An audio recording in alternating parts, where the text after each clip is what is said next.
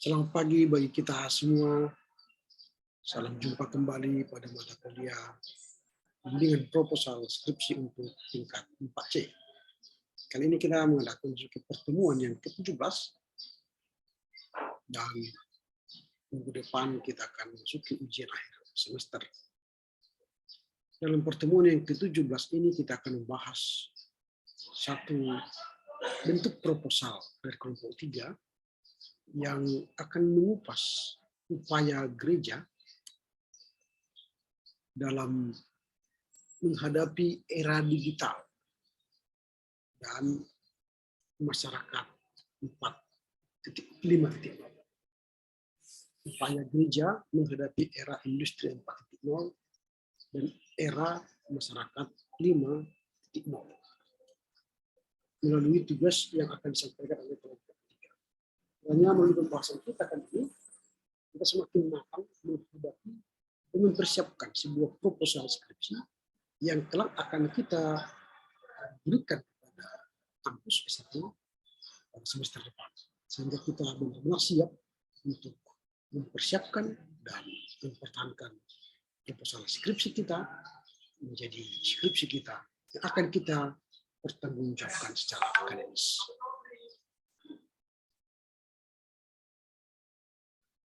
Baiklah, akan segera memulai perkuliahan kita. Kita berikan kesempatan bagi komti atau teman-teman yang ingin ditunjuk oleh komti untuk berdoa. Silakan.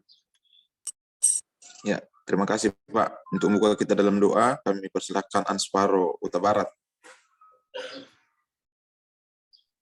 Ya baik, terima kasih. Sebelum kita memulai perkuliahan kita bersatu dalam doa, kita berdoa. Ya Tuhan Allah kami berterima dalam kerajaan surga, terima kasih Tuhan buat kebaikan Tuhan yang kami rasakan hingga pada saat ini, di mana pada pagi hari ini Engkau masih memberikan kami kesempatan untuk menghirup napas kehidupan yang begitu luar biasa kepada kami Tuhan. Dalam surga, sebentar juga kami akan memulai proses perkuliahan kami Tuhan.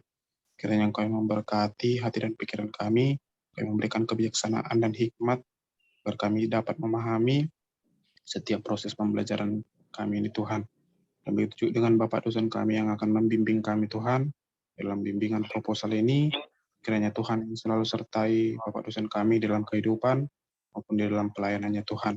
Terima kasih Tuhan, terima kasih Yesus, segala kami serahkan dalam pengasihan Tuhan, biar Tuhanlah yang berotoritas dalam kehidupan kami. Hanya di dalam nama Tuhan Yesus Kristus kami telah berdoa dan bersyukur, dan berterima kasih kepadamu. Amin. Amin. Oke, baik. Hari ini kita akan membahas seminar bimbingan proposal, contoh bimbingan proposalnya yang terakhir dari kelompok 3. Dalam proposal ini tentu kita akan belajar bagaimana kita akan mempersiapkan diri menghadapi atau menyusun sebuah proposal skripsi dan menghadapi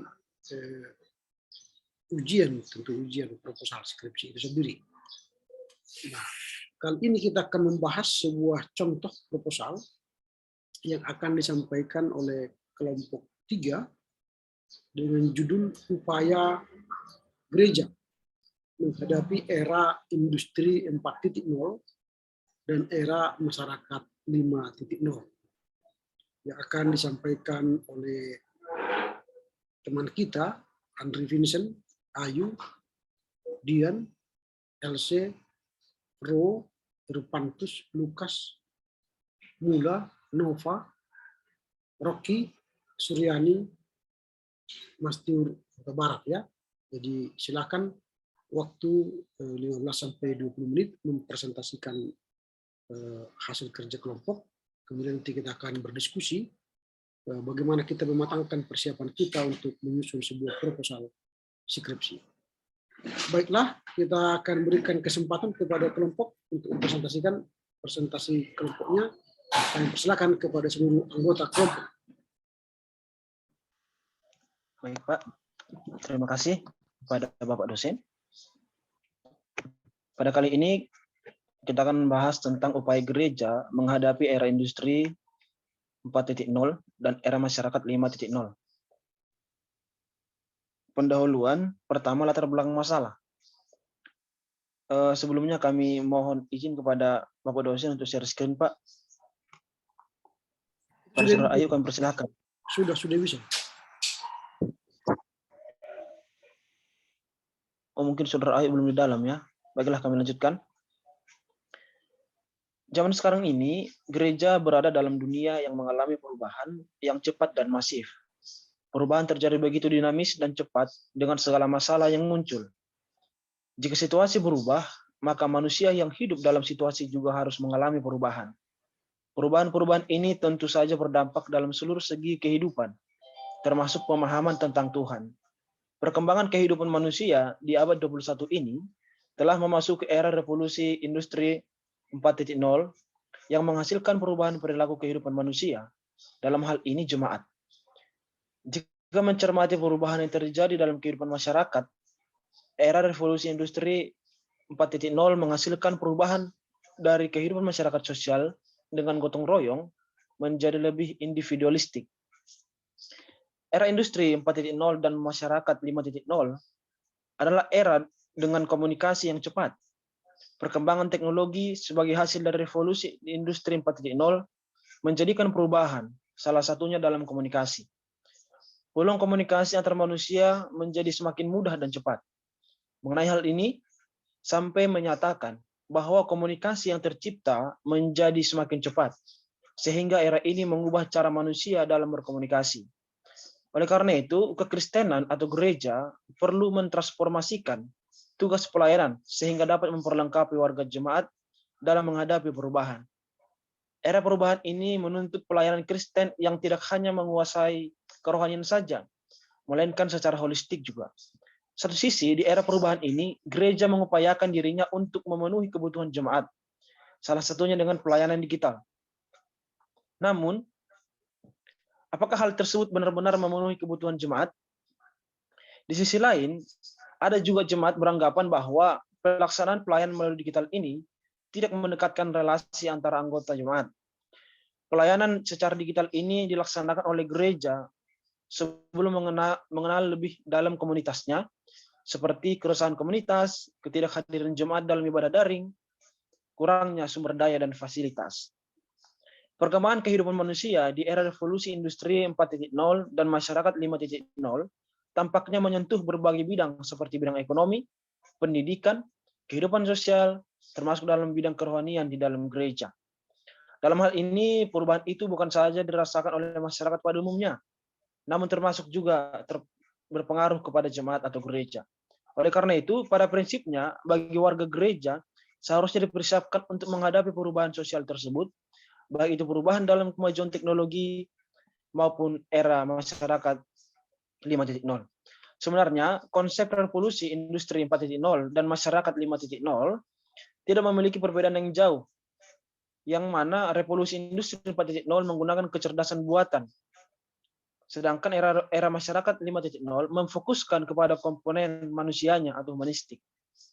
Era masyarakat 5.0 adalah era di mana semua teknologi adalah bagian dari manusia itu sendiri, sehingga internet bukan saja sebagai informasi, melainkan juga untuk menjalani kehidupan. Dengan demikian, melihat perkembangan dan perubahan ini, gereja perlu mempersiapkan jemaat yang realistis dan melek akan perubahan yang ada.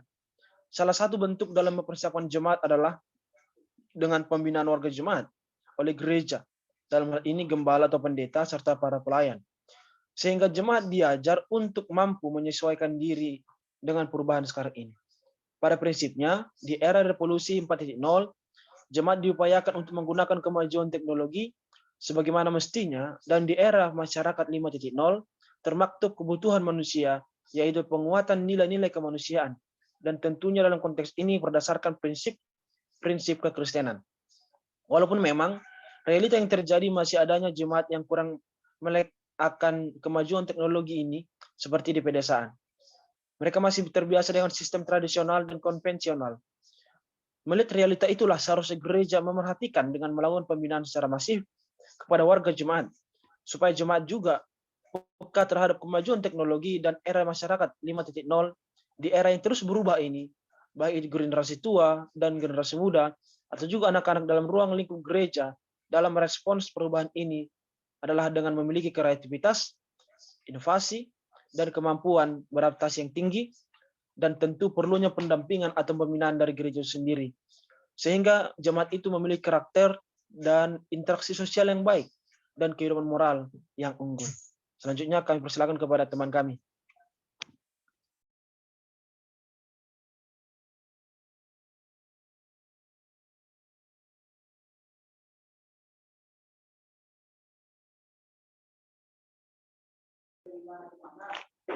Baik, kita masuk ke 1.2, identifikasi masalah.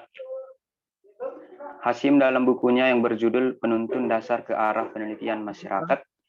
Putra, belum. Ya. Masih di latar belakang masalah kita.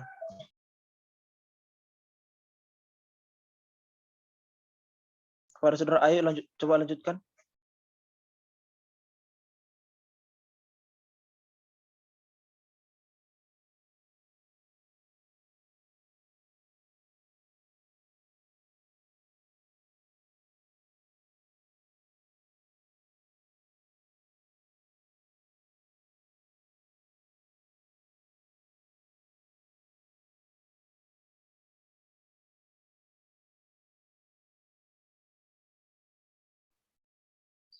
Silakan kelompok meneruskan laporannya.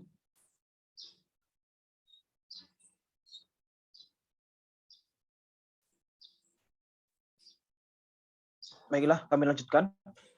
Selain itu, merujuk kepada dampak positif daripada perkembangan teknologi ini adalah di mana kelemahan manusia dapat diatasi atau komunikasi menjadi mudah dan cepat, informasi menjadi cepat dan sebagainya. Kemampuan manusia dapat ditingkatkan. Dunia yang semakin transparan, bahkan media memungkinkan semua orang terhubung dan saling berbagi. Namun di samping itu juga ada beberapa dampak negatifnya, yaitu seperti tersiarnya hoax atau fiksi-fiksi. Orang semakin mudah mengunggah apapun asal itu bernuansa sensasional, kepentingan pribadi, bahkan kehidupan pribadi pun semakin dilanggar di sana. Misalkan saja data mudah dihack atau didominasi dengan kesibukan tanpa makna, seperti menggunakan gawai dengan sia-sia tanpa ada manfaatnya sama sekali. Dalam respon perubahan inilah, gereja juga perlu mengkontekstualisasikan pelayanannya di tengah-tengah jemaat dan masyarakat. Misalkan saja dalam gereja, perlunya melatih seseorang dalam memberitakan firman dengan kreatif dan inovatif, di mana pemberita firman adalah salah seorang yang mendapat mandat memberikan pemahaman Tuhan dengan seluruh eksistensinya kepada umat. Oleh karena itu, dalam pemberitaan firman Tuhan tidak boleh kalah dengan perubahan yang terjadi, bahkan harus memanfaatkan setiap perubahan yang terjadi. Memanfaatkan perubahan yang terjadi bukan sekadar mengikuti arus dunia ini, namun bagaimana pemberita firman, dalam hal ini pelayan gereja atau bahkan jemaat itu sendiri, membuat jemaat memiliki kehidupan doa, antusiasme, dan keberanian hidup dalam terang Tuhan di dunia yang terus berubah ini. Dengan demikian, gereja ditantang untuk memperluas jangkauan atau cakrawalanya dalam menjalankan pelayanannya dan menjangkau semua umat percaya. Sebab fakta yang terjadi di lapangan bahwa tidak sedikit orang termasuk jemaat hanya menggunakan media sosial melalui akun pribadinya untuk memfitnah, melakukan tindakan bullying, bahkan sampai menyampaikan berita bohong dan sebagainya. Di era revolusi 4.0 ini, ada banyak gereja yang kurang mempersiapkan pola pikir yang berorientasi pada teknologi, memiliki kemampuan manajerial dan kemampuan yang baik dalam hal kepemimpinan menuju pola manajerial dan kepemimpinan yang baru, yang berbeda dari sebelumnya. Artinya, gereja masih hidup menutup diri dengan perubahan atau perkembangan teknologi yang ada. Sejatinya, gereja membuka diri terhadap perkembangan yang ada dan perubahan sosial yang terjadi. Sehingga gereja mengambil sikap terbuka dalam menghadapi dan mengkontekstualisasikan dirinya di tengah-tengah era revolusi 4.0 dan era masyarakat 5.0. Namun juga realita yang terjadi di masa kini, gereja masih kurang berani untuk mengkontekstualisasikan dirinya oleh berbagai sebab. Gereja masih terkukung oleh tradisi masa lalu, oleh warisan-warisan masa lalu atau budaya sebelum kemajuan teknologi dan perkembangan individualistik manusia. Revolusi 4.0 mulai diperkenalkan pada tahun 2011 di Jerman. Disadari atau tidak disadari, semua umat manusia harus mengikuti tren perubahan ini. Jika tidak, mereka akan tertinggal dan akan mengalami kesulitan dalam menjalani kehidupan. tren otomasi ini akan mencapai puncaknya pada tahun 2020 sampai 2030. Tren revolusi 4.0 ini bisa dan sudah memunculkan virtual church, komunikasi semakin mudah dan sebagainya. Oleh karena itu, gereja dalam hal ini, termasuk dalam pemberitahuan firman, harus memanfaatkan setiap perubahan yang terjadi dan menggunakan setiap peluang yang ada, sehingga firman tersampaikan secara kreatif berlandaskan biblika untuk menumbuhkan kerohanian jemaat. Pengaruh daripada revolusi ataupun perubahan ini sangat kompleks, termasuk dalam aspek kehidupan manusia sehari-hari, khususnya dalam peningkatan pertumbuhan penduduk dan pendapatan rata-rata yang berkelanjutan dan belum pernah terjadi sebelumnya. Banyak orang berpikir bahwa gereja sudah harus juga menjadi gereja yang digital. Pendapat ini ada benarnya untuk batasan tertentu.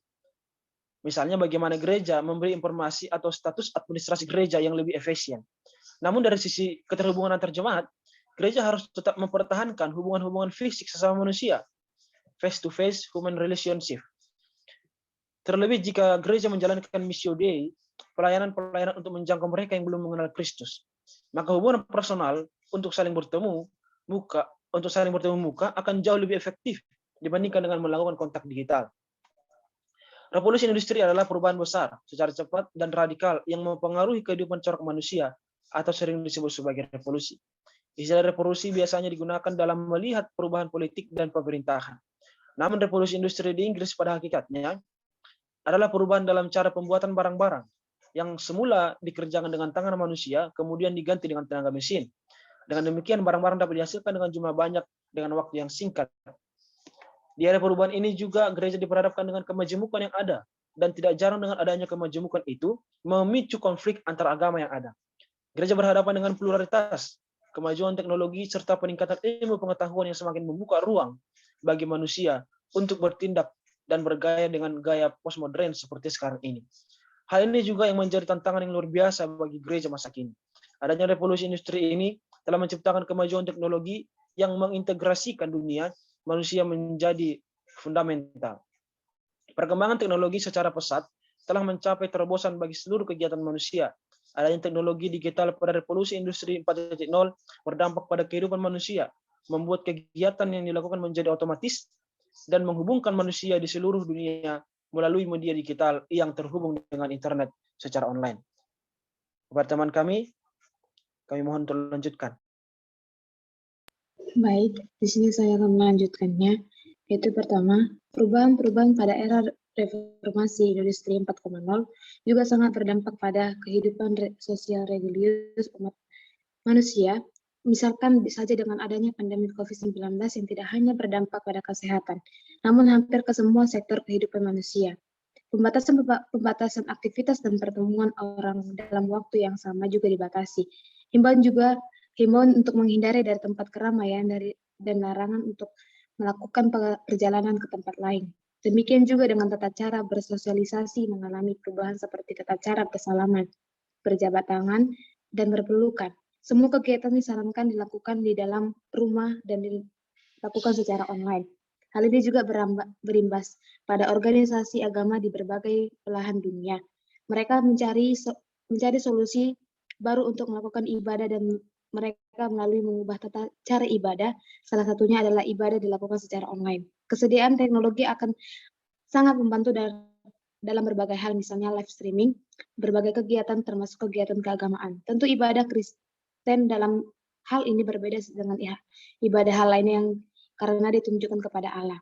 Di tengah-tengah perubahan ini juga pemberitaan firman Tuhan semakin digalakkan atau dikembangkan, di mana penyampaian firman Tuhan di masa sekarang ini adalah sebuah keharusan yang memberitakan keselamatan kekal dalam diri Yesus Kristus, dan juga pemberitaan melalui sikap dan perbuatan dalam aksi sosial kepada orang lain.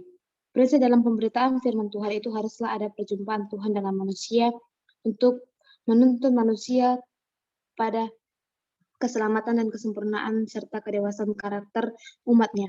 Namun di tengah-tengah perubahan ini, masih banyak gereja ataupun jemaat itu sendiri yang enggan untuk memberitakan firman Tuhan di tengah-tengah kemajuan zaman ini.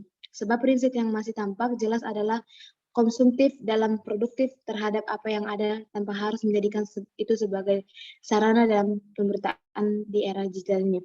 Naisbitt menyatakan bahwa revolusi industri atau perubahan zaman sekarang ini memunculkan harapan-harapan sekaligus kecemasan, yaitu mengenai persoalan revolusi komunikasi. Naisbitt berkata bahwa revolusi komunikasi akan begitu rupa merubah relasi antara manusia dengan yang selama ini tidak pernah terjadi sebelumnya. Telekomunikasi akan merupakan kekuatan penggerakan yang secara serentak menciptakan ekonomi global yang sangat besar dan perubahan sosial yang sangat besar pula, yang di mana hubungan kekeluargaan, pertemanan, persaudaraan yang selama ini terjalin dengan erat dalam pertemuan-pertemuan personal ataupun konvensional tergantikan dengan pertemuan-pertemuan virtual ataupun non-konvensional. Dengan kata lain, perubahan dalam perkembangan ini dan dalam dunia telekomunikasi ini secara tidak langsung memengaruhi relasi kekristenan yang berkaitan dengan pemberitaan Injil.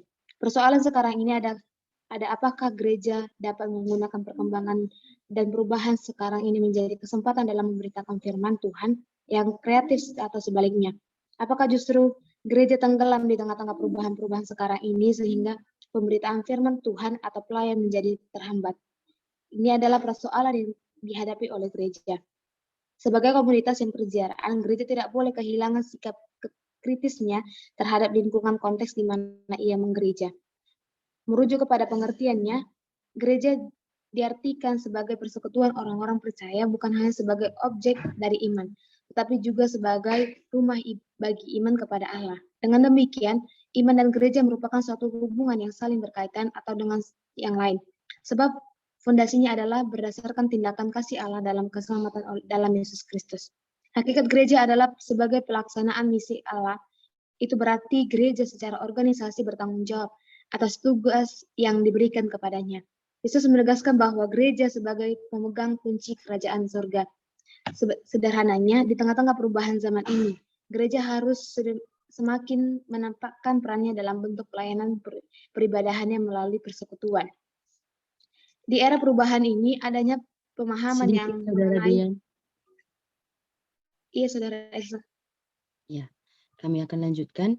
Di era perubahan ini adanya pemahaman yang kurang mengenai gereja di masa sekarang ini. Dengan kata lain, masalah yang termaktub dalam revolusi industri ini adalah perubahan pola pikir mengenai spiritualitas, termasuk tetangga gereja. Squab memandang bahwa perkembangan teknologi telah menyentuh aspek identitas diri, moral, dan etis. Masalah lainnya adalah sentuhan sosial dapat berubah seiring dengan perubahan perilaku manusia. Squab juga menekankan bahwa kebutuhan manusia yang perlu dipecahkan adalah manusia memerlukan sentuhan manusia. Squab juga menyatakan bahwa dengan adanya perubahan sosial ini berpengaruh juga kepada perubahan nilai etis, moral, dan identitas yang kemudian berdampak pada perubahan nilai kemanusiaan. Manusia termasuk jemaat sekarang ini bersaing dalam dunia kerja. Dampak dari otomasi adalah juga mengubah perilaku sosial masyarakat.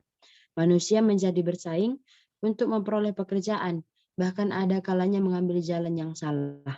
Haki dan Wijayati menyatakan bahwa perkembangan teknologi di era revolusi industri 4.0 membawa perubahan sosial di mana terjadi ketimpangan antar masyarakat. Mencermati situasi tersebut, era masyarakat 5.0 mencoba menyeimbangkan antara perkembangan teknologi dengan aspek etis, manusiawi, spiritualitas, dan psikologis. Oleh sebab itu, dalam konteks kekristenan perlu ada penguatan iman Kristen, jemaat, sehingga mampu menggunakan nilai-nilai kekristenan dalam menghadapi perubahan zaman. Di samping itu, Haki dan Wijayati menyatakan bahwa di era masyarakat 5.0 diharapkan manusia mampu menghadirkan kerekatan antar manusia dan dapat saling menghormati. Manusia tidak hanya menjadi larut menjadi masyarakat yang konsumtif dengan produktif terhadap perkembangan teknologi dan mengabaikan aspek kemanusiaan.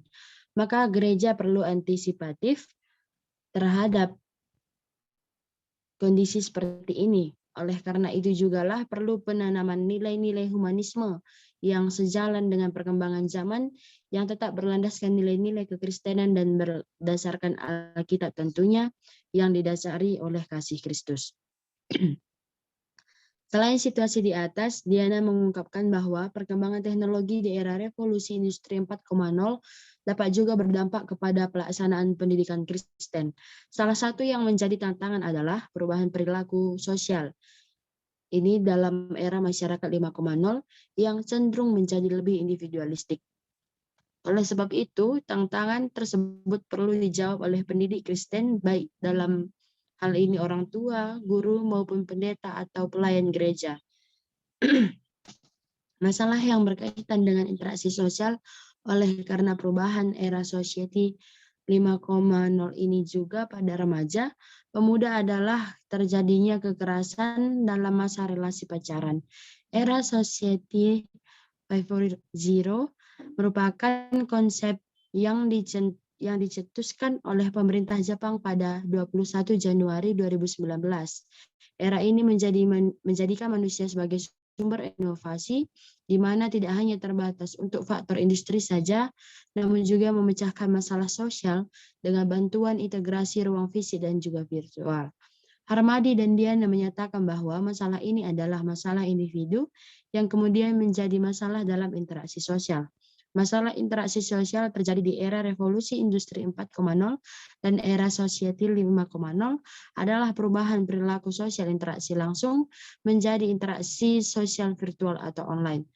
Muntaha dan Kohiri mengungkapkan bahwa memasuki era masyarakat 5.0 telah menjadi perubahan tingkah laku masyarakat yang terus mengikuti perkembangan teknologi sebagai hasil dari revolusi industri 4.0 dan berpusat pada kebutuhan manusia. Perubahan perilaku manusia di era masyarakat 5.0 ditandai dengan kecerdasan, lalu ditransformasikan dengan jutaan data di internet. Kecerdasan tersebut kemudian diharapkan menjadi sebuah kearifan baru sehingga dapat meningkatkan kemampuan manusia untuk membuka peluang kemanusiaan. Transformasi yang dilakukan akan menjadikan gereja mampu membaca dan bertindak menyesuaikan diri di saat era industri 4.0 dan society 5.0 diterapkan secara penuh fast and agile capability. Dalam kekristenan, penguatan nilai kemanusiaan sangat berkaitan dengan ciri pendidik Kristen yang berorientasi pada terhadirnya pembaharuan, penghayatan, pembentukan sikap, serta pembentukan jati diri manusia. Berdasarkan dari latar belakang masalah di atas, maka penulis tertarik dan hendak mengkajinya lebih dalam lagi, maka penulis mengangkat judul Upaya Gereja Menghadapi Era Industri 4.0 dan Era Masyarakat 5.0. Selanjutnya, identifikasi masalah dilanjutkan oleh teman kami, Prof. Putra. Baik, di sini saya melanjutkan. 1.2 identifikasi masalah. Hashim dalam bukunya yang berjudul Penuntun Dasar ke Arah Penelitian Masyarakat menyatakan bahwa identifikasi masalah ini merupakan semacam gambaran masalah yang nantinya dikaji di dalam hasil dan pembahasan sebuah karya ilmiah secara mendalam. Identifikasi masalah juga merupakan proses perumusan masalah yang akan diteliti lebih dalam, sehingga setiap identifikasi masalah harus sejalan dengan latar belakang masalah. Berdasarkan latar belakang di atas, maka penulis membuat beberapa identifikasi masalah sebagai penuntun untuk memahami masalah apa saja yang ada di dalam penulisan ini, yaitu sebagai berikut. Yang pertama, gereja-gereja kurang menaruh perhatiannya akan perkembangan teknologi dan perkembangan sosial di era revolusi 4.0 dan era masyarakat 5.0. Kedua, adanya gereja-gereja kurang menggunakan perkembangan dan perubahan sekarang ini sebagai kesempatan dalam memaksimalkan pelayanan di tengah-tengah gereja dan masyarakat. Yang ketiga, terjadinya sikap individualistik di era revolusi 4.0 dan era masyarakat 5.0 ini yang dulunya lebih kepada sikap gotong royong. Namun di era sekarang ini sudah berubah menjadi individualistik. Yang keempat, adanya gereja kurang mempersiapkan pola pikir yang berorientasi pada teknologi dan masih bersifat tertutup, eksklusif terhadap perubahan yang ada. Yang kelima, masih adanya gereja yang tidak mengkontekstualisasikan dirinya di tengah-tengah perubahan ini, di era revolusi industri 4.0 dan era masyarakat 5.0. Selanjutnya dilanjutkan teman kami.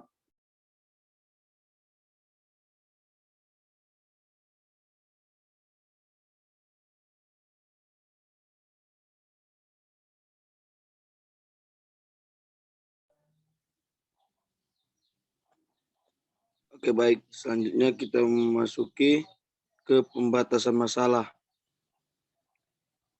Pembatasan masalah diperlukan supaya masalah yang diidentifikasi tidak terlalu luas dan lebih terarah.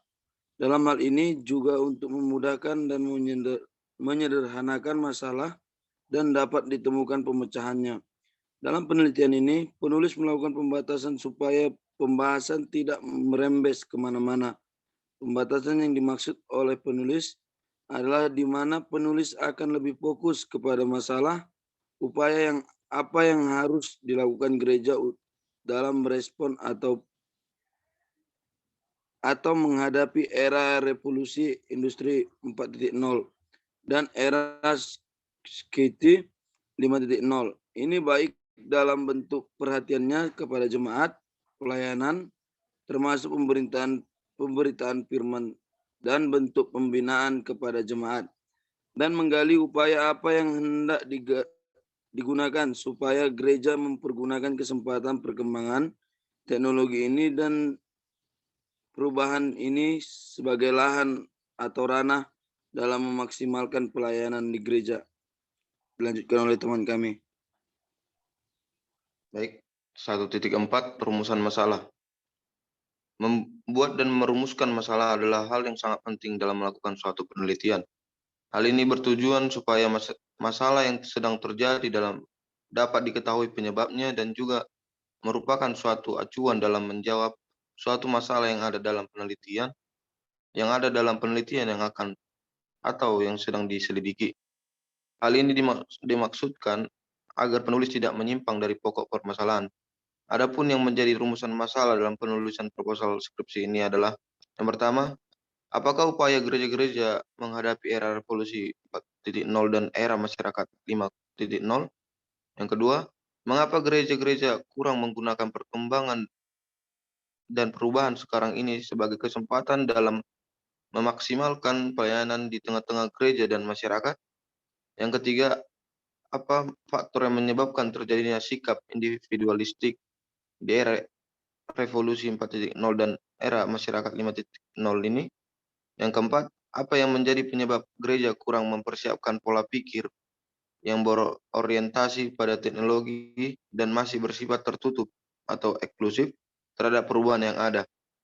Yang kelima, apa faktor penyebab gereja yang tidak mengkontekstualisasikan dirinya di tengah-tengah perubahan di era revolusi industri 4.0 dan era masyarakat 5.0? Akan dilanjutkan oleh kawan saya. Baik, di sini saya akan melanjutkan pada 1.5 tujuan penulisan. Adapun yang menjadi tujuan penulisan dalam proposal skripsi ini adalah yang pertama, untuk mengetahui apa saja upaya gereja-gereja menghadapi era evolusi 4.0 dan era masyarakat 5.0. Yang kedua adalah untuk mengetahui alasan mengapa gereja-gereja kurang menggunakan perkembangan dan perubahan sekarang ini sebagai kesempatan dalam memaksimalkan pelayanan di tengah-tengah gereja dan masyarakat. Yang ketiga adalah untuk mengetahui apa faktor yang menyebabkan terjadinya sikap individualistik di era revolusi 4.0 dan era masyarakat 5.0 ini. Yang keempat adalah untuk mengetahui apa yang menyebabkan gereja kurang mempersiapkan pola pikir yang berorientasi pada teknologi dan masih bersifat tertutup ataupun eksklusif terhadap perubahan yang ada. Yang kelima adalah untuk mengetahui apa faktor penyebab gereja yang tidak mengkontekstualisasikan dirinya di tengah-tengah perubahan di era revolusi industri 4.0 dan era masyarakat 5.0. Selanjutnya diteruskan oleh teman kami. Baik, yang selanjutnya manfaat penulisan. Adapun yang menjadi manfaat penulisan dalam penulisan proposal skripsi ini adalah yang pertama yaitu supaya jemaat mengetahui dan mengerti apa saja upaya gereja-gereja menghadapi era revolusi 4.0 dan era masyarakat 5.0. Dua, supaya jemaat mengetahui dan mengerti alasan mengapa gereja-gereja kurang menggunakan perkembangan dan perubahan sekarang ini sebagai kesempatan dalam memaksimalkan pelayanan di tengah-tengah gereja dan masyarakat. Dan ketiga, supaya jemaat mengetahui dan mengerti apa faktor yang menyebabkan terjadinya sikap sikap individualistik di era revolusi 4.0 dan era masyarakat 5.0 ini. Yang keempat, supaya jemaat mengetahui dan mengerti apa yang menyebabkan gereja kurang mempersiapkan pola pikir yang berorientasi pada teknologi dan masih bersifat tertutup terhadap perubahan yang ada. Yang kelima, supaya jemaat mengetahui dan mengerti apa faktor penyebab gereja yang tidak mengkontekstualisasikan dirinya di tengah-tengah perubahan di era revolusi industri 4.0 dan era masyarakat 5.0. Selanjutnya dilanjutkan oleh teman kami. Oke, baik. Selanjutnya metodologi penulisan. Metodologi yang digunakan dalam penulisan ini adalah metodologi kualitatif. Dari penelitian kualitatif ini, penulis menggunakan pendekatan dengan metode kepustakaan atau library research, yaitu metode yang menekankan penelitian kepustakaan.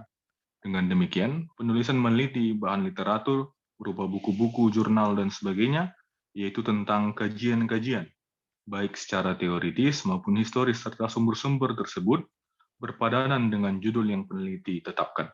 Selain itu, untuk melihat fenomena atau rekaman peristiwa yang sudah ataupun sedang terjadi, penulis juga menggunakan penelitian lapangan atau field research yang menggunakan metode wawancara secara mendalam kepada beberapa orang yang bersangkutan dan bisa dikatakan ahli dalam bidang eklesiologi, yaitu pendeta, pelayan gereja, teolog, dan jemaat awam. Selanjutnya. Lanjutkan mengenai sistematika penulisan. Sistematika penulisan dalam proposal skripsi merupakan sistem dasar penyusunan skripsi yang bertujuan memberikan gambaran untuk memudahkan pembaca dalam memahami keseluruhan isi skripsi tersebut. Dengan demikian, dalam penulisan skripsi ini, penulis membuat sistematika sebagai berikut. Bab pertama, pendahuluan. Dalam bagian ini berisikan latar belakang masalah, identifikasi masalah, pembatasan masalah, rumusan masalah, tujuan penelitian, manfaat penelitian, metodologi penelitian, dan sistematika penelitian. Kedua, kerangka teoritis dan kerangka konseptual.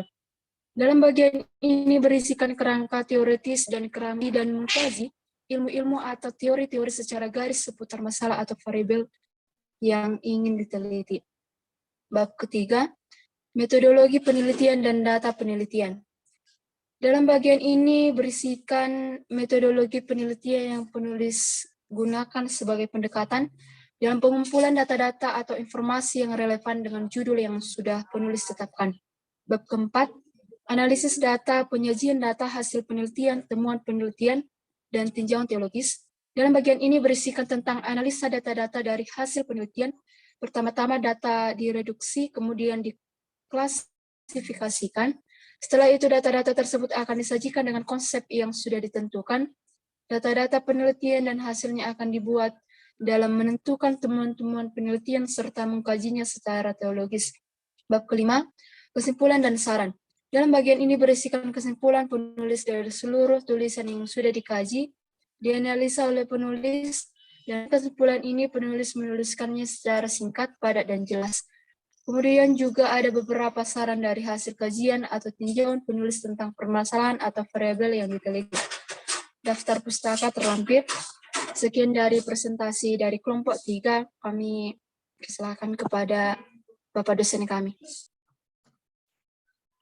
Baik, terima kasih kepada kelompok 3 yang telah menyajikan hasil kerja kelompok ya, yang telah disampaikan dan dipresentasikan ke hadapan kita semua. Tentu masih banyak hal yang harus kita lengkapi dalam rangka melihat sebuah proposal skripsi yang telah kita pelajari selama ini. Nah, karenanya kita berusaha menolong mereka untuk menyempurnakan. Sembari kita akan terus latihan untuk menghadapi menyusun proposal skripsi. Nah, dipersilakan kepada kita untuk memberikan catatan, tambahan atau masukan, atau mungkin beberapa pertanyaan, sehingga kelompok semakin siap mempersiapkan bimbingan proposal, menyusun proposal, dan menghadapi proposal. Silakan.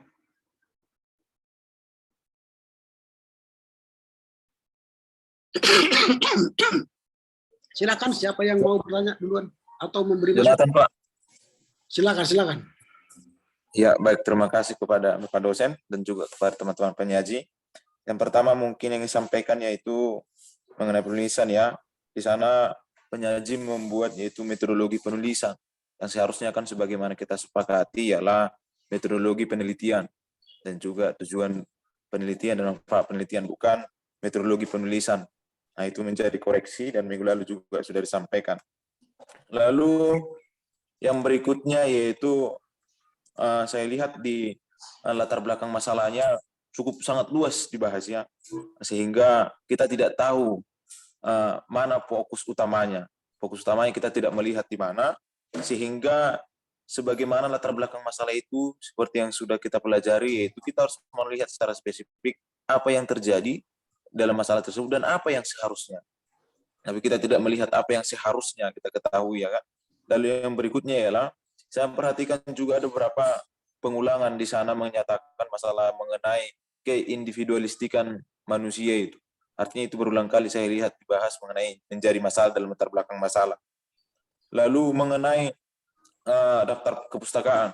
Di sana ada membuat jurnal elektronik, tapi kita tidak melihat linknya di mana. Karena itu kan jurnal elektronik berarti tentunya harus ada link supaya kita kunjungi dan kita bisa melihat apakah benar itu sudah jurnal elektronik.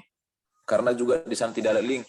Dan ada mengutip link dalam catatan kaki, yaitu Wikipedia, tapi tidak biru, seharusnya kan biru, supaya langsung bisa dikunjungi. Kalau belum biru, tentu sangat belum bisa dikunjungi langsung. Lalu yang berikutnya, mungkin itu saja dulu Pak. Terima kasih Pak. Oke, baik Jonathan. Kami beri kesempatan untuk kelompok merespon yang disampaikan oleh Jonathan. Silakan.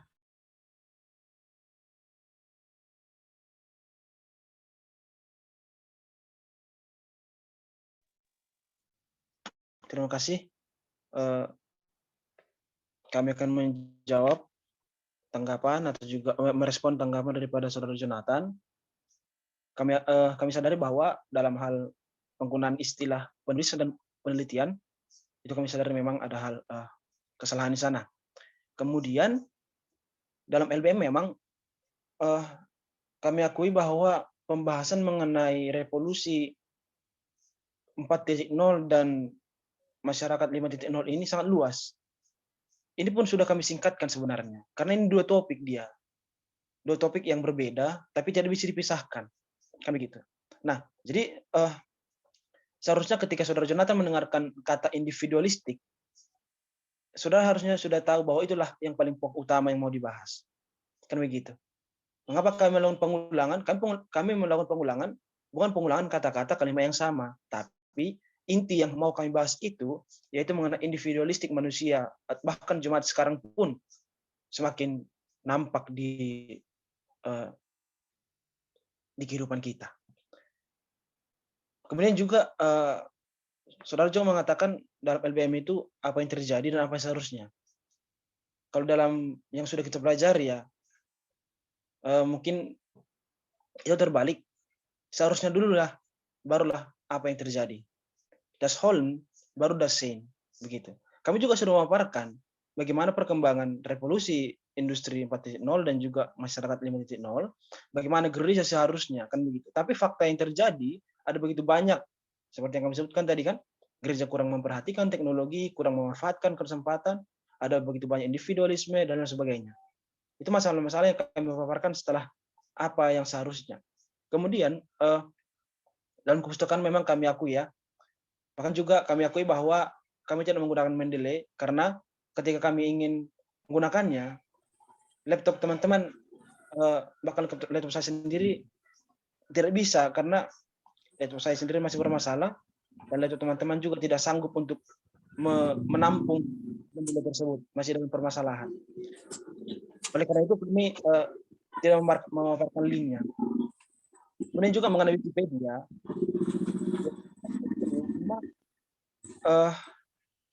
dalam hal ini juga kami dilema. Mengapa?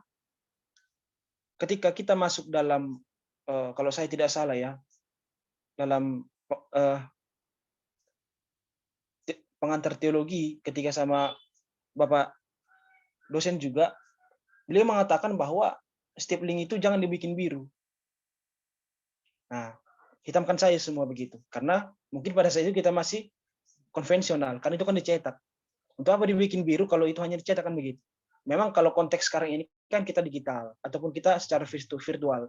Mungkin itu juga kesalahan kami, tidak membuat itu biru karena mengingat apa yang dikatakan Bapak dosen sebelum-sebelumnya. Itu saja mungkin tambah teman-teman sekalian. Terima kasih. Baik, silakan anggota kelompok lain memberi respon. Ingat ini latihan ya, latihan supaya kita nanti terbiasa menjawab pertanyaan-pertanyaan dalam ujian seminar proposal. Dipersilakan. Baik, terima kasih kepada Pak dosen kami dan terima kasih juga untuk Saudara Jonathan yang sudah memberikan tanggapan. Untuk yang pertama, di sini kami mengakui kekurangan di mana yang seharusnya itu adalah penelitian tapi kami membuatnya penulisan. Tetapi dalam latar belakang, jika Saudara Jonathan katakan memang terlalu luas, seperti yang dikatakan Saudara Andri Vincent tadi, menurut kami ini sudah sangat dipadatkan seperti itu. Dan memang jika kita perhatikan dalam latar belakang ini memang betul-betul membahas apa yang menjadi masalah. Tidak melebar ke sana ke sini, tetapnya kepada konteks sesuai dengan judul yang diambil seperti itu. Jadi menurut kami latar belakang ini ya seperti ini pun sudah tetap kami merasa seperti ini pun latar belakangnya itu sudah baik seperti itu. Jadi kalau kita lihat juga judul tentang 4,0 dan 5,0 tadi dalam setiap penulisan, setiap masalah yang terjadi di era 4,0 dan society 5,0 itu yang dijelaskan dalam latar belakang masalah. Jadi menurut kami kalau latar belakang masalah ini sudah sebegini baiknya menurut pandangan kelompok seperti itu.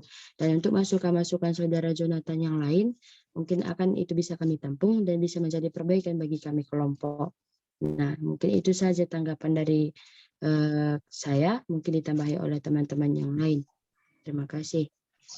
Sedikit, ini saya menambahi mengenai LBM dalam sajian kami tadi, seperti yang telah dijelaskan oleh Saudara Vincent tadi, bahwa fokus dalam LBM kami ini ialah individualistik ya.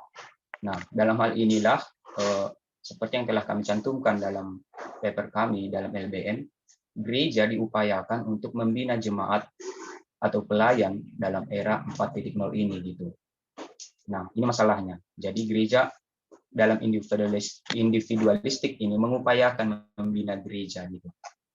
Mungkin itu yang bisa saya tambahin. Mungkin sedikit dari saya tentang tanggapan dari Saudara Jonathan. Yang pertama itu metode yang mengapa penyaji membuatkan itu metode penulisan, kenapa tidak tentang penelitian.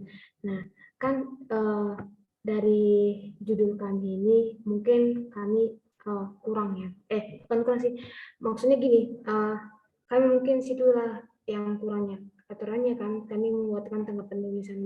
Mungkin nanti kami bisa memperbaiki dalam paper kami. Baru yang kedua, dalam latar belakang itu sangat luas. Nah, mungkin dari Saudara Andri Vincent dengan Prof. Putra mungkin sudah menjelaskan. Karena kami dengan judul kami ini kami itu dengan revolusi 4,0 dengan 5,0. Nah, mungkin dari latar belakang masalah kami ini, kami sudah memadatkannya dengan apa yang begitu banyak tentang intisari yang kami dapatkan gitu. Mungkin itu yang bisa saya tanggapi, saya kembalikan. Ya, masih ada lagi? Saya Kalau tidak ada, silakan siapa yang mau memberi masukan, tanggapan atau pertanyaan untuk kelompok. Ada tadi Ansparo, silakan. Ansparo nanti habis itu baru simula ya. Sudah di kolom chat, Pak. Oh, di kolom chat ini. Silakan di kolom chat dibaca oleh kelompok. Ini sudah di kolom chat. Atau sambil dibaca, tadi si Mula hendak bertanya. Silakan kalau langsung. Tidak, Pak. Saya dari kelompok, Pak. Penyaji itu, Pak. Oke. Saya tadi ingin menanggapi dari Saudara Jonathan, Pak. Oh, oke. Tadi ada lagi yang mau bertanya langsung? Kalau tidak ada, silakan kelompok menanggapi pertanyaan Ansparo.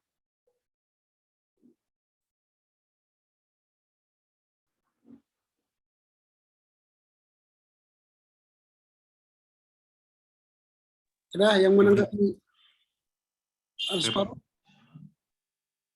Baik, saya sedikit menanggapi pertanyaan dari saudara Ansparo, atau tanggapan mungkin ya. Yang kedua ya, yang mengenai kalimat kekristenan yang harusnya K-nya besar ya di depan.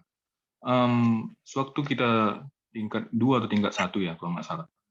Waktu sama masih Bapak almarhum Pak JJD, itu juga saya dikritik mengenai kekristenan. Yang dimana yang seharusnya kekristenan K-nya memang kecil di depan, bukan besar. Mungkin dapat teman-teman lain yang juga mengetahui hal tersebut. Oke, baik. Terima kasih untuk Saudara Roksi yang sudah menanggapi. Sini saya juga akan menanggapi dari masukan dari Saudara Aspar yang mengatakan bahwa untuk tulisan firman, seharusnya firman Tuhan itu, firman itu F harus diawali huruf besar. Tapi sesuai yang sudah kita alami selama bersama almarhum Bapak JD yang dikatakan Saudara Roksi tadi, Bapak itu mengatakan bahwa penulisan firman itu tidak perlu diawali dengan huruf besar, tapi dalam penulisan Injil itu tentunya harus diawali dengan huruf besar. Lalu dalam kekristenan, ketika menulis kekristenan itu tidak perlu diawali dengan huruf besar. Dan mengenai kekonsistenan penyaji dalam penulisan kalimat itu mungkin dapat kami lakukan dalam perbaikan kami. Terima kasih. Oke, baik. Ada lagi yang memberi masukan atau pertanyaan bagi kelompok?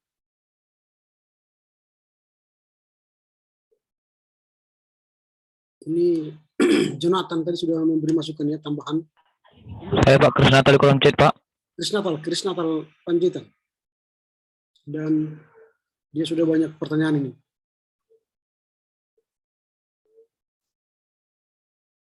Oke, silakan kelompok.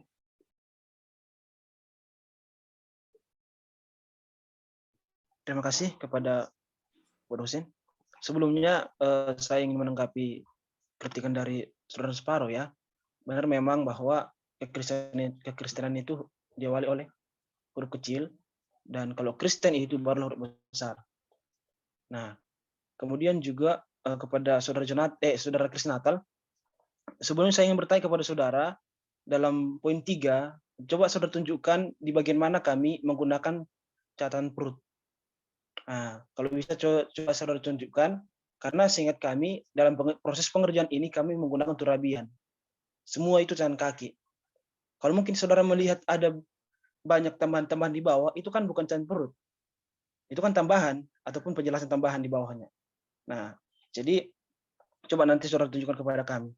Kemudian terima kasih untuk tanggapan poin pertama dan poin kedua, ada kesalahan pengetikan kami akan perbaiki.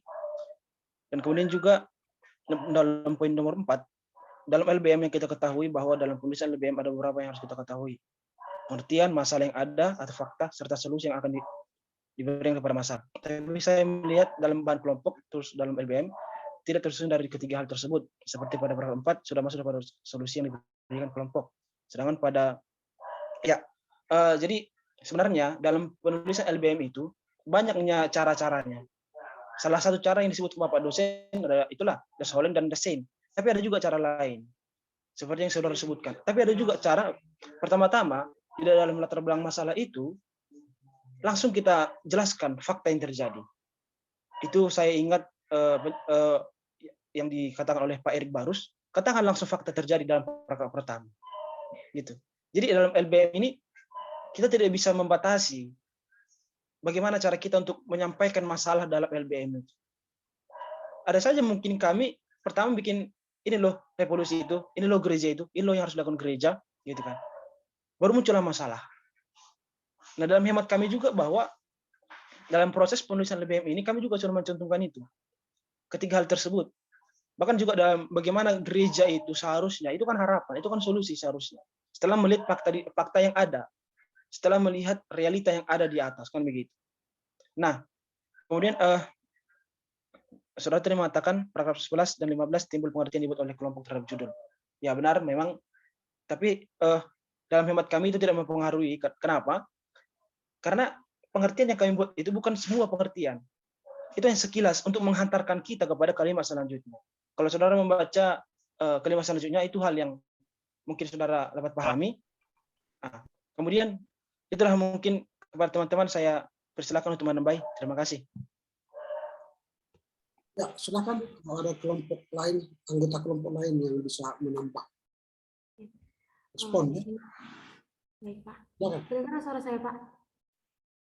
Apa? Kedengaran suara saya, Pak? Kedengaran. Baik, sini saya mungkin menanggapi. Sebelumnya terima kasih kepada Saudara Ansvaro yang sudah memberikan tanggapannya terhadap paper kami. Sini saya dari kelompok 3 mungkin menanggapi dari Saudara Ansvaro, yang dimana Saudara Ansvaro mengatakan tulisan di dalam paper bisa diperhatikan seperti tulisan firman yang harusnya F-nya itu huruf besar, yang lalu kedua kekristenan yang harusnya K-nya itu huruf besar. Nah, tim penyaji bisa memperhatikan penulisan dan kekonsisten penulisan dalam kalimat tersebut. Sebelumnya kami mungkin di dalam paper kami juga mungkin ada banyak penulisan yang salah. Mungkin kami bisa memperbaiki nanti di dalam perbaikan kami nanti. Mungkin itu baru saya tanggapi pertanyaan dari Saudara Kris Natal, yang dimana yang nomor 2 masih terdapat ketidakkonsistenan pada penulisan huruf kapital pada LBM seperti telekomunikasi. Nah, kami juga meminta maaf kepada teman-teman dan kepada para dosen kami. Mungkin kami tidak memperhatikan dalam penulisan kami. Mungkin nanti kami bisa memperbaiki dalam paper kami. Mungkin itu yang bisa saya tambahkan. Kepada teman-teman bisa ditambahi. Silakan Ayu, bagaimana responnya? Ayu atau Lukas Irpantus, Nova Suryani, silakan. Ya, baik Pak.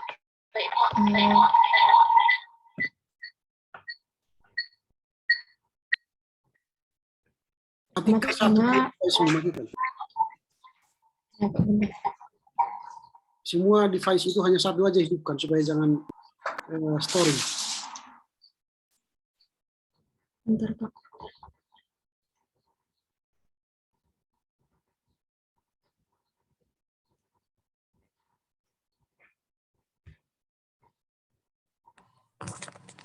Dengar suara saya, Pak. Oke, silakan. Baik, saya akan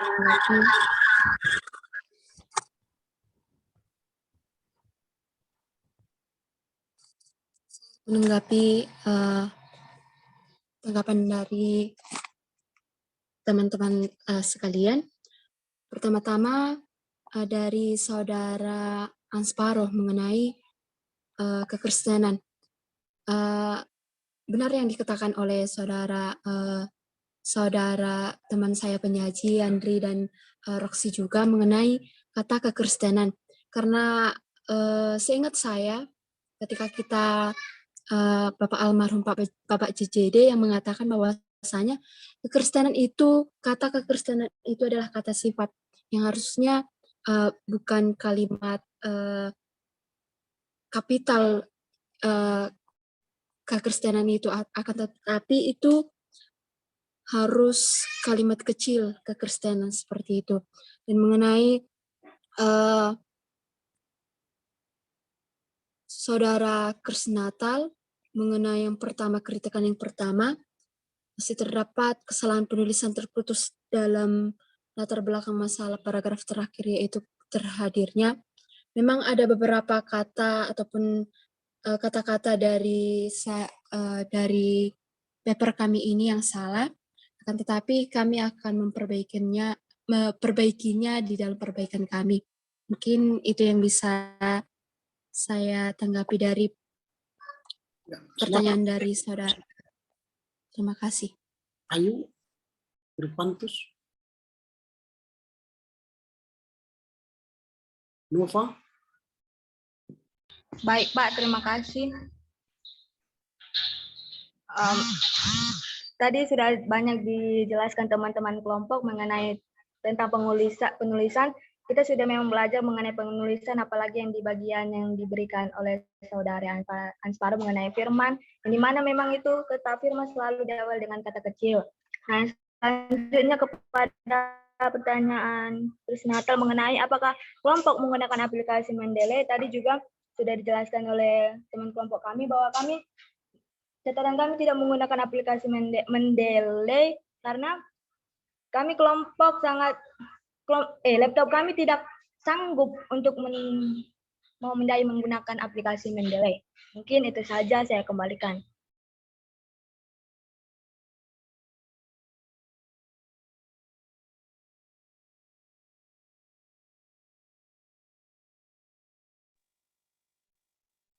Baik Pak, terima kasih. Sedikit menambahi, di sini saya melihat bahwa Saudara Jonathan sedikit menanggapi jawaban penyaji yang mengatakan bahwa jika sumber elektronik linknya dihitamkan saja, tetapi memang di sumber elektronik tidak ada linknya.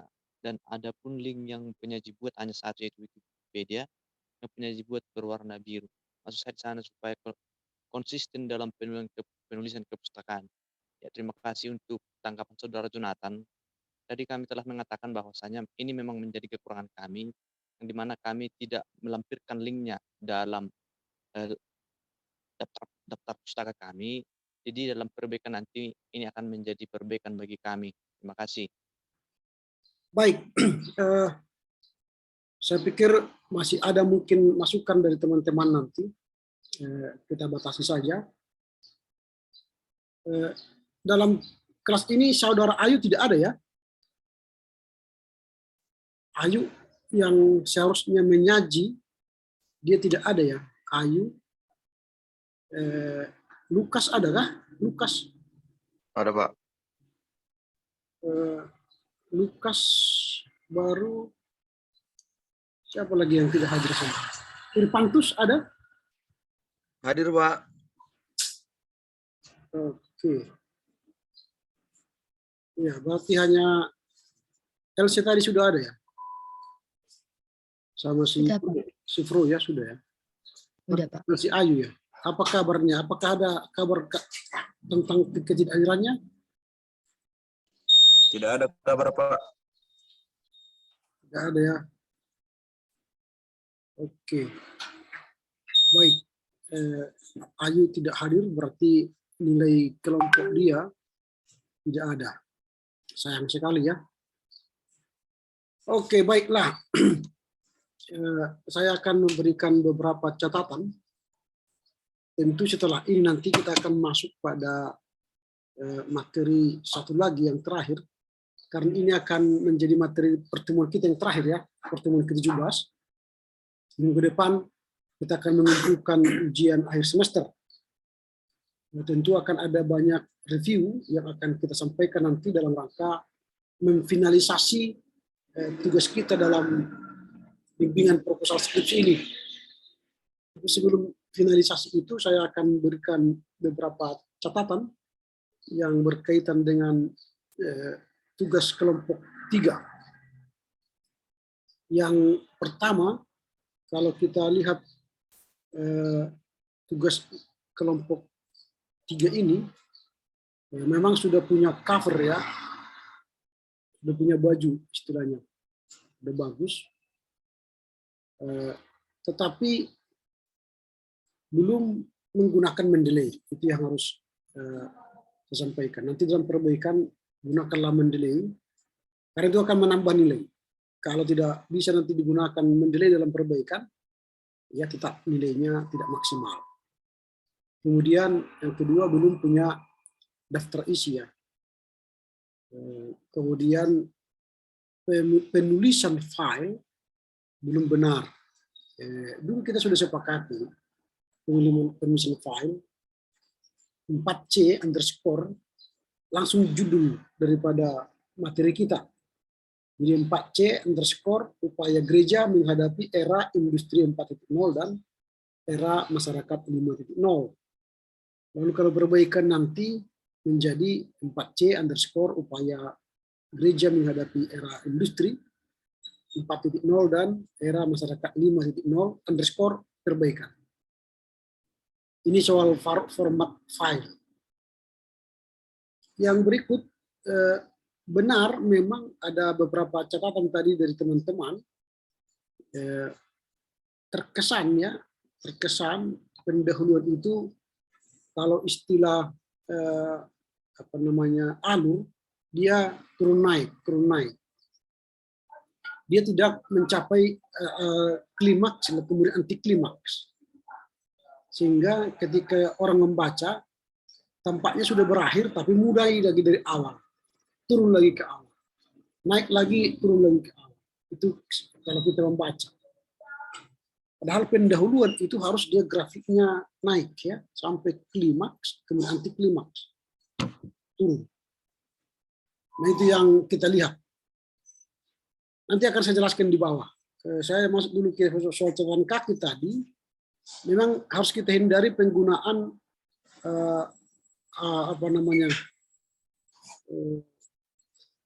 Wikipedia. Jadi harus kita hindari ya menggunakan Wikipedia. Karena itu tidak kita sarankan menggunakan Wikipedia. Saya belum share screen.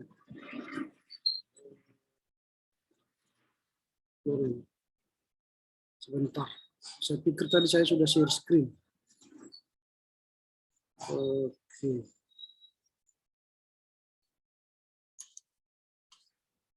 Ini ya, saya pikir tadi saya sudah share screen. Saya ulangi dari awal. Ya, ini nanti sudah saya buat catatannya dalam rangka perbaikan ya. Oke, kita masuk pada catatan kaki tadi. Jadi memang kalau kita menggunakan ini semua, ini kan kalau kita lihat buku-buku yang digunakan ini memang banyak menggunakan jurnal ya seperti ini. Kalau dia nanti menggunakan Mendeley, pasti alamat websitenya akan muncul. Karena di dalam era digital sekarang, semua jurnal-jurnal itu sudah terkonek ke laman websitenya. Jadi kalau ada seperti ini tidak connect dengan alamat websitenya, kita tidak bisa buktikan. Ini kalau seperti ini. Jadi nanti kalau menggunakan program Mendeley ini semua yang berkaitan dengan jurnal, ini seperti ini misalnya, dia akan terkonek dengan sumbernya. Sehingga kita bisa klik dan membaca sumber-sumber yang digunakan oleh kelompok. Misalnya seperti ini semua. Ya, ini kan jurnal semua.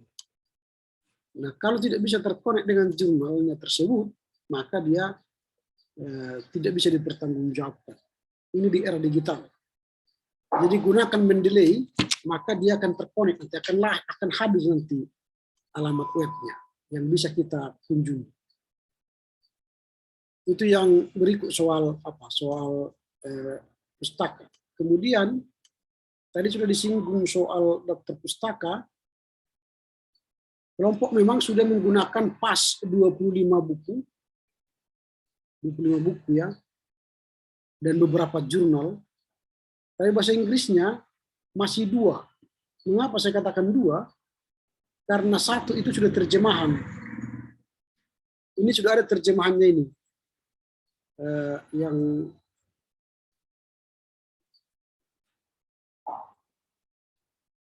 ini sudah terjemahan ini. Sudah diterjemahkan ke dalam bahasa Indonesia. Jadi model of the church oleh Dulles Avery Dulles itu sudah diterjemahkan. Berarti buku bahasa Inggrisnya adalah 1, 2, 3. Jadi ada 3 ya. Seharusnya jadi 4 sebenarnya. Tapi dia jadi 3 karena 1 dia sudah terjemahan. Nah, kemudian jurnal-jurnal elektronik ini sejatinya harus ada laman websitenya tampak.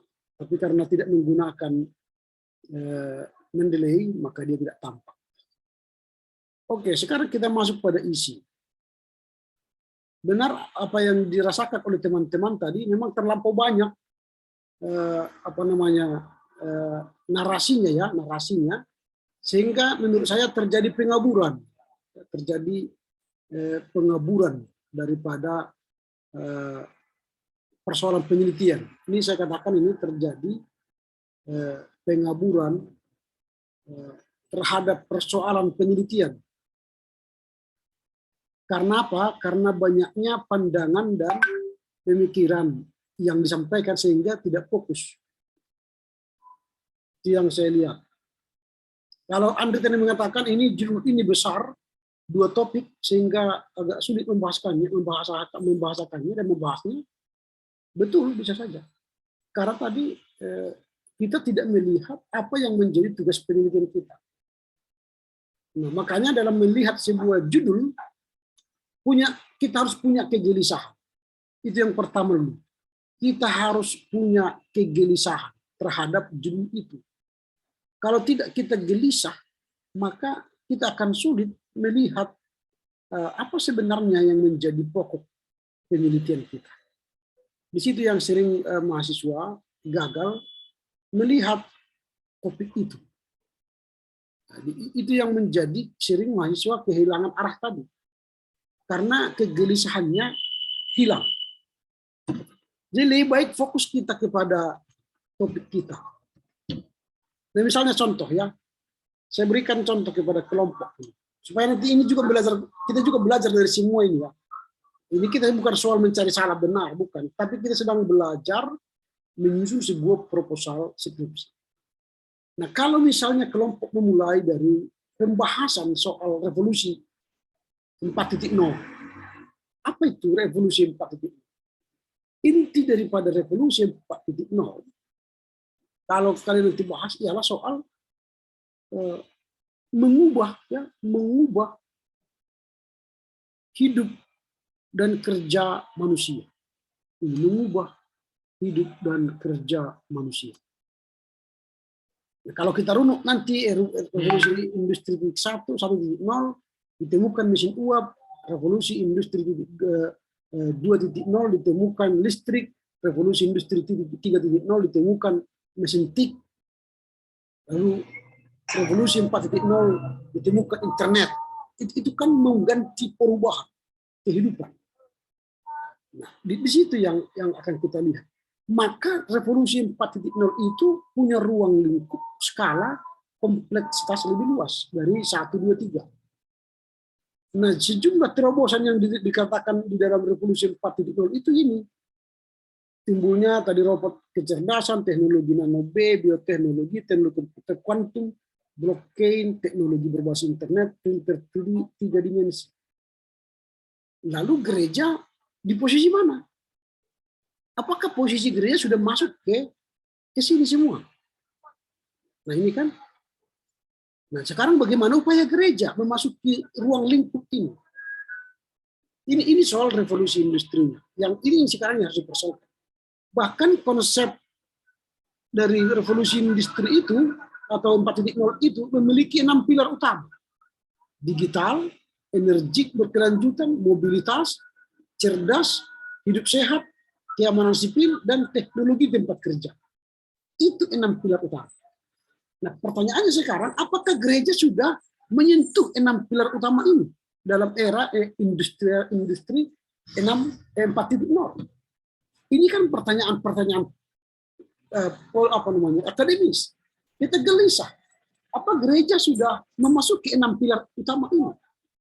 Atau gereja tidak menyentuh ini sama sekali?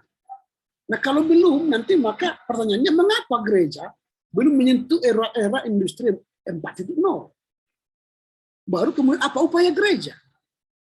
Nah, lalu kita akan membahas era masyarakat 5.0. Apa itu? Jadi beda era industri 4.0 dengan masyarakat 5.0. Masyarakat 5.0 itu mengintegrasikan ruang maya dengan ruang fisik. Inilah masyarakat 5.0. Jadi ruang maya, Internet of Things, dikoneksikan dengan manusia. maka saya sebagai manusia menggunakan semua kemajuan era industri 4.0 untuk saya. Saya butuh tamasya atau butuh melihat dunia ini lebih luas, saya butuh drone. Maka saya pakai drone. Saya tidak perlu lagi jalan-jalan kemana-mana.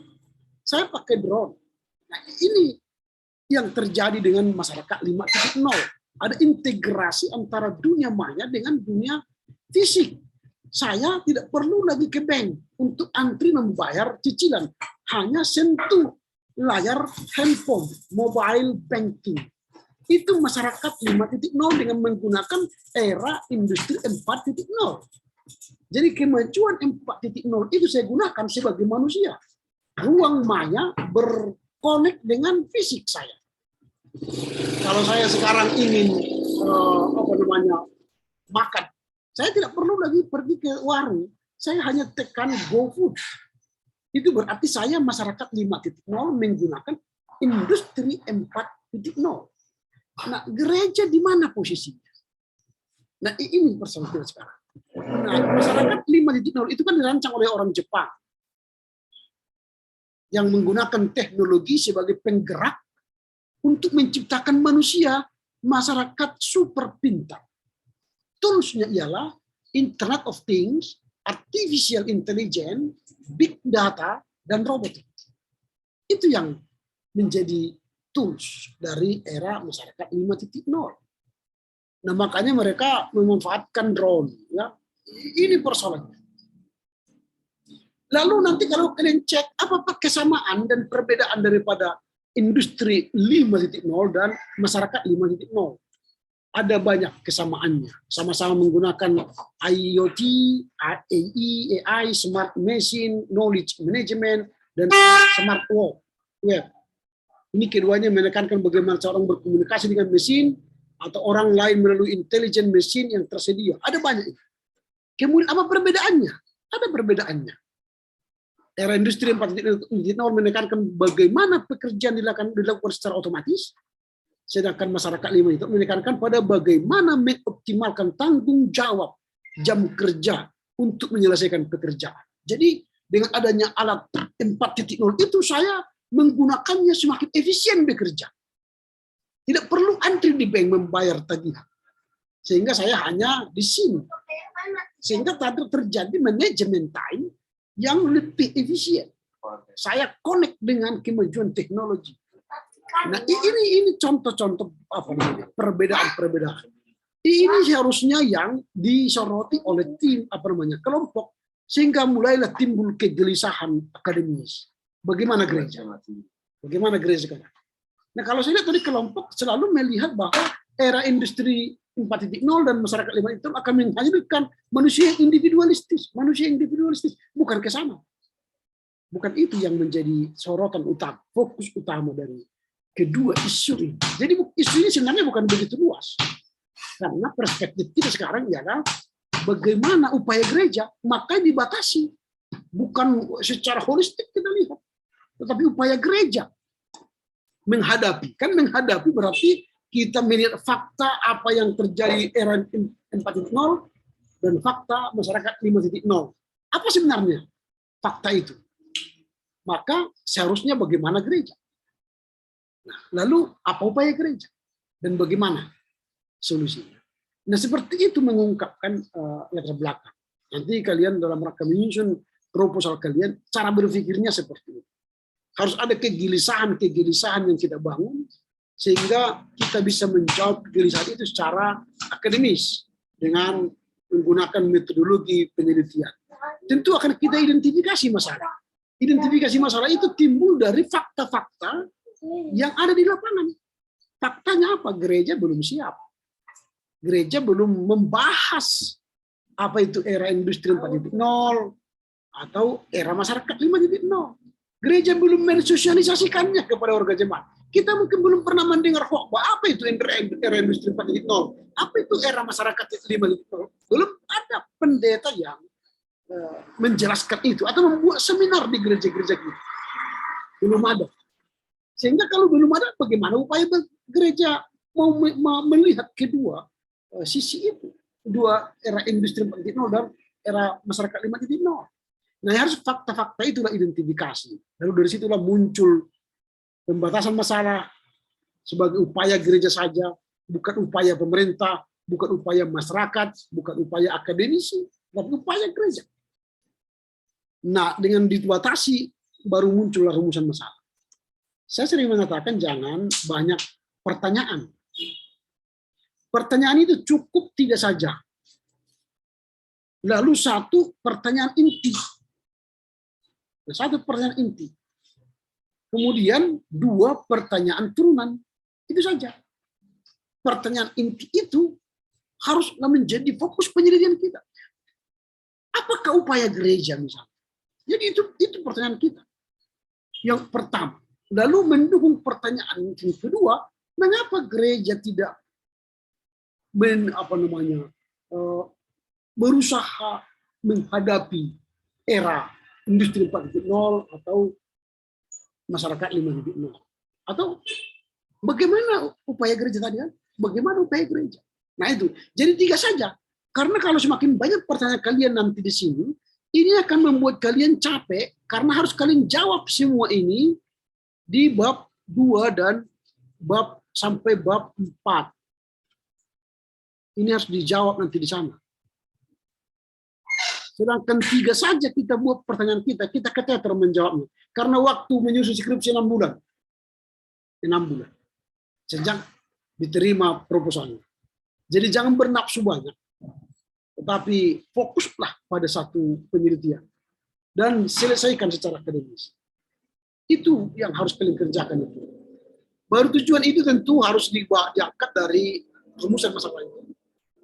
Nah, semakin banyak tujuan kita tentu akan semakin banyak manfaatnya. Harus sinkron juga sampai kepada manfaat penelitian.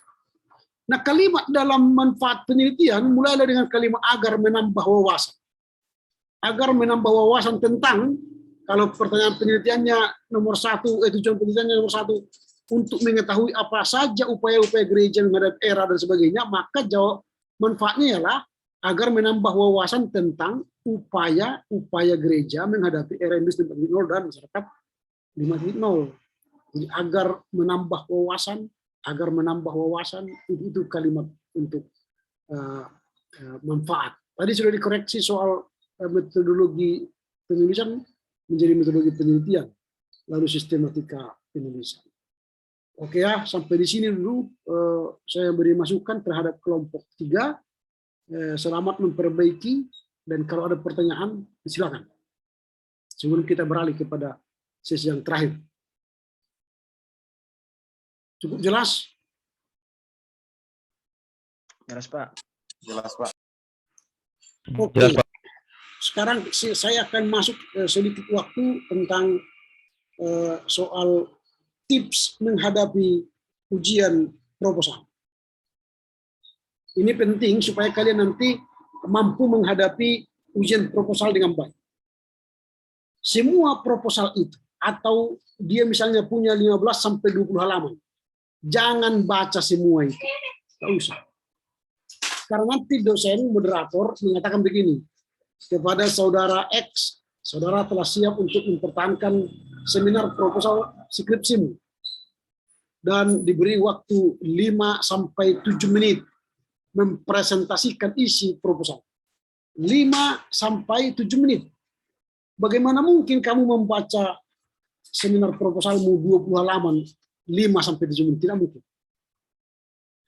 Lalu bagaimana caramu supaya dengan waktu yang singkat 5 sampai 7 menit itu mampu mendelivery pesanmu kepada dosen yang akan menguji proposalmu sehingga dia menerima proposalmu karena kamu menyajikannya secara sistematis, kronologis, dan akademis. Apa yang harus dipersiapkan? Maka yang pertama, kuasailah latar belakang masalah. Kuasai. Seperti tadi, kalau misalnya upaya gereja menghadapi era industri 4.0 dan masyarakat 5.0. Kuasai. Ini paling lama. Ini bisa 2 sampai 3 menit. Katakanlah ini menjadi 3 menit. Karena ini agak lama. Lalu mulai. saya tertarik membahas upaya gereja ini.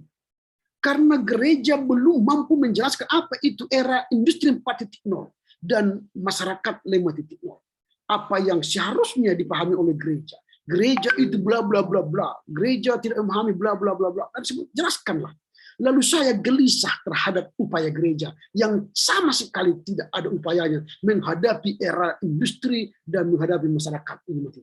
Karenanya saya memiliki tanggung jawab untuk mengatasinya secara akademis. Itu sebabnya saya membuat judul skripsi saya bla bla bla bla. Itu 3 menit. Sampaikan dengan ringkas. Jangan sebut menurut si A, menurut si B, menurut si C, itu jangan, nggak ada gunanya. Kamu sendiri yang gelisah, bukan si B, si C yang menulis buku tentang era industri 4.0 dan masyarakat 5.0. Tidak, kamu yang gelisah. Itu latar belakang. Makanya dengan menjelaskan latar belakang itu, kamu sudah menjelaskan mengapa memilih judul. Karena kamu gelisah, bukan? Apa alasan memilih judul? Kamu gelisah, maka saya memilih judul ini karena ABCD. Lalu apa permasalahan pokok? Permasalahan pokoknya saya melihat tidak ada upaya gereja sama sekali. Atau gereja tidak peduli dengan era industri 4.0 dan era masyarakat 5.0. Ini 3 menit. Lalu setelah itu kuasai metodologi penelitian. Ini hanya 1 menit. Tidak lama-lama ini. Melihat persoalan di atas, persoalan yang saya kemukakan tadi, maka saya akan menyelesaikan masalah ini secara akademis dengan menggunakan metodologi kualitatif. Saya akan mewawancarai beberapa orang yang berkualitas, yang mengetahui era industri 4.0 dan era masyarakat 5.0.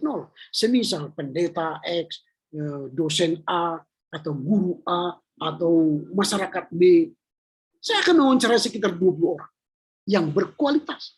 Karena kualitatif akan membangun sebuah pemahaman dari nol menuju kesimpulan akhir. Nah, itu 1 menit. Kuasai. Sebutkan metodologinya. Sebutkan bagaimana nanti mengumpulkan data. Data yang akan saya kumpulkan melalui informan. Melalui wawancara-wawancara kepada orang yang berkualitas. Sebutkan.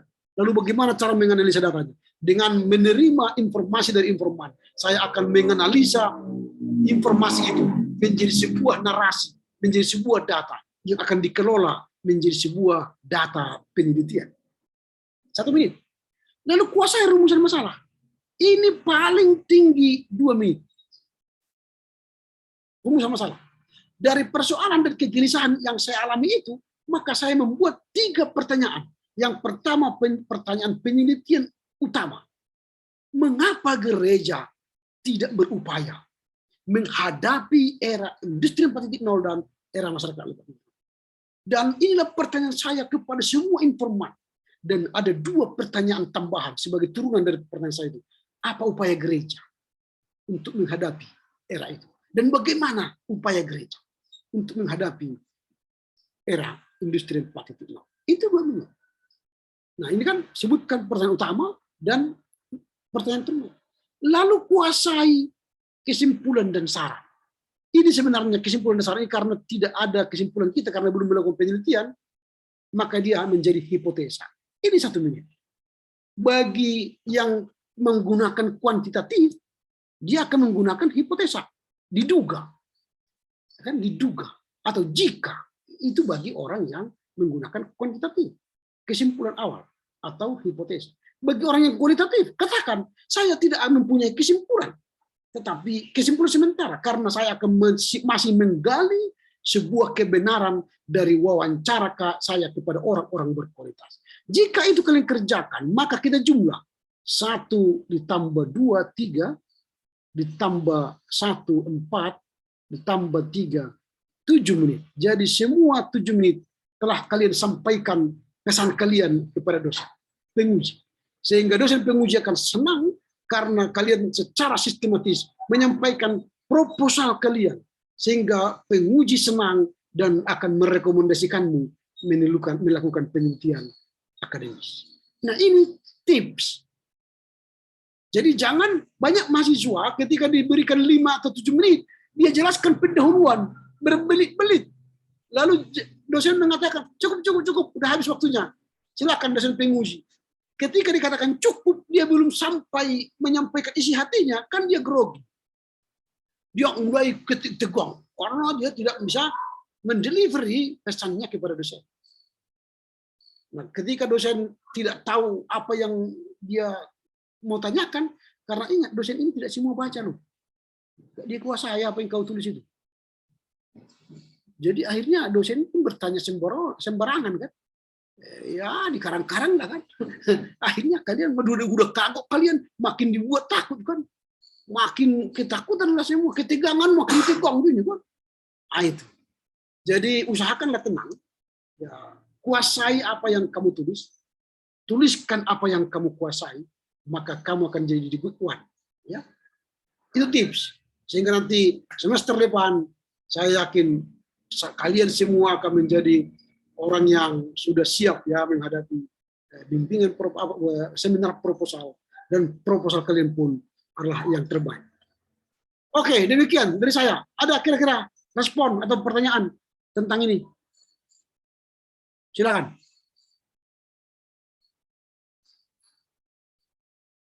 Sedikit Pak. Ya, silakan. Agak buruk dari jaringan saya Pak. Oke. Mengenai kesimpulan tadi Pak di dalam proposal skripsi itu, karena belum ada tadi Pak mengenai kesimpulan, jadi kita membuat beberapa kemungkinan kesimpulan Pak. Nah, kalau dalam sebuah judul Pak, contohnya judul kita hari ini, bagaimana kesimpulan di sana yang baik Pak? Terima kasih Pak. Nah, jadi kalau kita menggunakan kesimpulan secara kuantitatif ya, kuantitatif berarti menggunakan angket nanti dalam rangka mencari kebenaran penyelidikan itu. Maka kalimatnya adalah diduga gereja tidak berupaya melakukan, diduga gereja tidak berupaya menghadapi era industri 4.0 dan era masyarakat 5.0. Itulah kesimpulannya. Diduga. Jadi gereja belum siap. Buktikanlah itu nanti melalui angket, melalui kuesioner. Kalau penelitiannya kualitatif, karena itu kan tidak ada hipotesa, maka kesimpulan sementara ialah akan dibangun sebuah narasi-narasi menuju sebuah kesimpulan akhir untuk melihat apakah gereja sudah berupaya atau belum. Akan dibangun karena belum ada. Jadi kesimpulan sementara begitu.